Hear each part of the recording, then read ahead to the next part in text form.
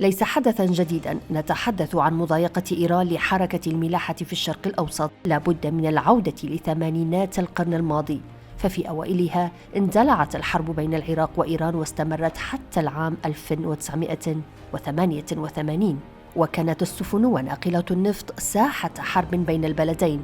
العراق يضايق إيران والعكس. كل هذا دعا الغرب ليحضر قواته للمنطقة لحماية مصالحه، على رأسه أمريكا. آخر هذه الهجمات تقوم بها جماعة الحوثيين المدعومة من إيران بباب المندب، تحت عنوان التوقف عن مهاجمة السفن مقابل إدخال المساعدات لغزة ووقف الحرب التي جلبت التدخل الغربي للمنطقة. وكأن التاريخ يعيد نفسه.